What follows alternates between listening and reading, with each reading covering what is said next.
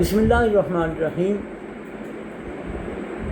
YouTube channel آموزش کے ساتھ میں ہوں ایم ادیب۔ آج میرے کالم کا عنوان ہے جنوبی پنجاب کے سیاسی خاندانوں کی قلعہ بازیاں۔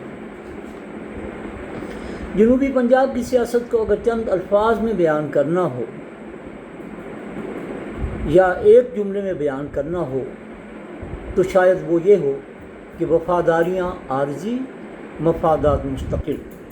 اس سے بہتر جملہ شاید کوئی ہو۔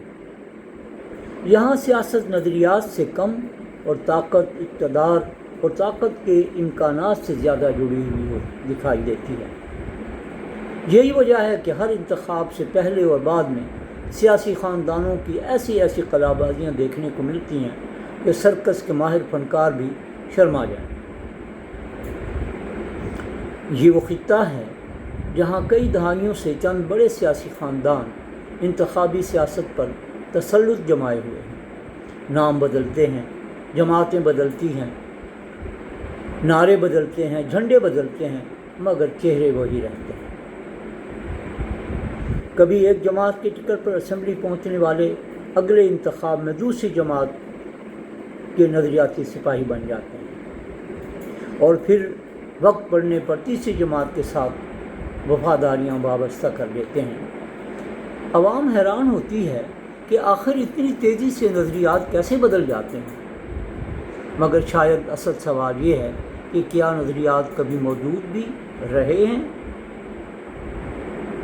جنوبی پنجاب میں سیاسی وفاداریوں کی تاریخ دیکھیں تو محسوس ہوتا ہے کہ یہاں بہت سے سیاستدان موسمی پرندوں کی طرح ہیں۔ انہیں سب سے پہلے ہوا کا رخ معلوم ہو جاتا ہے، اقتدار کا سورج جدھر طلوع ہوتا ہوا دکھائی دے وہی ان کے سیاسی نظریات کا کعبہ ٹھہرتا ہے۔ ایک زمانہ تھا جب مسلم لیگ قاف اقتدار کی علامت تھی۔ اس دور میں جنوبی پنجاب کے کئی بااثر خاندان اس قافلے کا حصہ بن گئے۔ پھر وقت بدلا، مسلم لیگ نون مضبوط ہوئی تو سیاستدانوں نے ایک اور قلعہ بازی کھائی۔ 2018 میں تحریک انصاف ابھری تو کئی جمہوریت پسند اچانک تبدیلی کے علمبردار بن گئے۔ اب پھر ہوا کا رخ ایک بار پھر بدلنے کے درپے ہے تو بہت سے چہرے نئی سیاسی سمتوں کا جائزہ لیتے دکھائی دیتے ہیں۔ یہ سیاست کم اور سرمایہ کاری زیادہ محسوس ہوتی ہے۔ جنوبی پنجاب کے بڑے سیاسی ڈیرے عام طور پر سیاسی کاروباری ٹھکانے بننے میں دیر نہیں لگاتے۔ ہر انتخاب سرمایہ کاری کی نئی اسٹاک مارکیٹ کا روپ دھار لیتے ہیں۔ انتخاب جیتنے کے بعد منافع وصول کیا جاتا ہے اور اگلے انتخاب سے پہلے نئی حکمت عملی ترتیب دی جاتی ہے۔ سب سے دلچسپ بات یہ ہے کہ ہر جماعت ایسے سیاستدانوں کو خوش آمدید بھی کہتی ہے جنہیں کل تک قومی سلامتی کے لیے خطرہ باور کرنے کی شدید کوشش کی گئی۔ صبح تک جو کرپٹ، نااہل اور عوام دشمن قرار دیے جاتے ہیں، شام تک وہی جماعت کے قیمتی اثاثے بن جاتے ہیں۔ پھر پریس کانفرنس ہوتی ہے، گلے ملنے کی تصاویر بنتی ہیں اور عوام سے توقع کی جاتی ہے کہ وہ اپنی یادداشت بھی تبدیل کر لیں۔ جنوبی پنجاب میں سیاسی خاندانوں کی طاقت کی ایک بڑی وجہ کمزور جماعتی ڈھانچے ہیں۔ جماعتیں کارکنوں کی بجائے الیکٹیبل پر انحصار کرتی ہیں۔ نتیجہ یہ نکلتا ہے کہ نظریاتی کارکن عمر بھر جھنڈے اٹھائے رہتے ہیں، جبکہ انتخاب کے وقت کسی بڑے خاندان کا فرد آ کر ٹکٹ لے جاتا ہے۔ اس پورے کھیل میں سب سے زیادہ نقصان جمہوریت کو پہنچتا ہے۔ سیاست افراد اور خاندانوں کے گرد گھومتی رہتی ہے، جبکہ سیاسی ادارے مضبوط نہیں ہو پاتے۔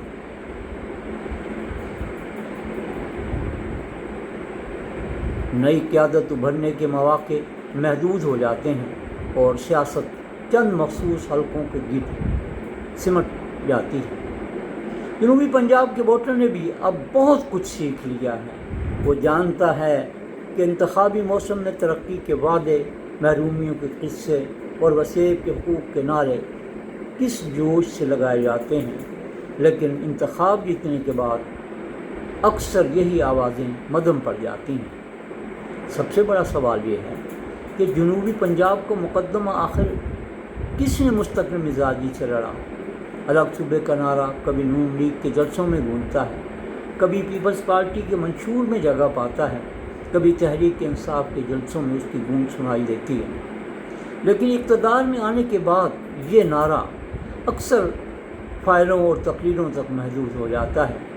یوں محسوس ہوتا ہے کہ جنوبی پنجاب بعض سیاستدانوں کے لیے ایک سیاسی خواب نہیں بلکہ ایک انتخابی نعرہ ہے جسے ضرورت کے وقت استعمال کیا جاتا ہے اور مقصد پورا ہونے کے بعد بلا دیا جاتا ہے۔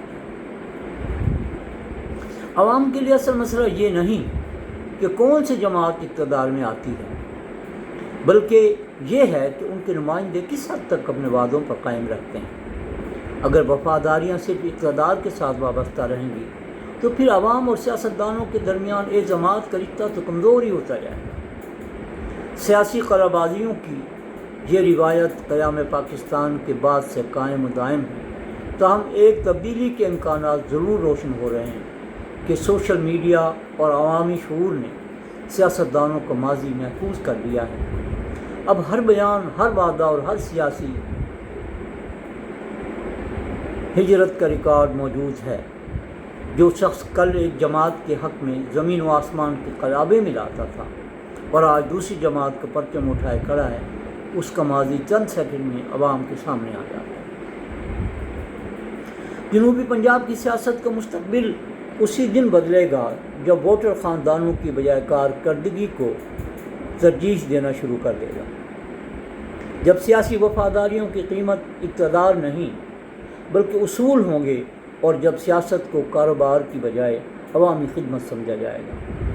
فی الحال تو منظر یہی ہے کہ سیاسی بساط پر مہرے اپنی اپنی جگہ بدل رہے ہیں، جھنڈے تبدیل ہو رہے ہیں، نعرے نئے ہو رہے ہیں، مگر کھیل وہی پرانا ہے، اور عوام آج بھی یہ سوال پوچھ رہی ہے کہ آخر جنوبی پنجاب کے نام پر سیاست کرنے والوں میں سے واقعی جنوبی پنجاب کا نمائندہ کون ہے؟ بہت شکریہ۔ السلام علیکم۔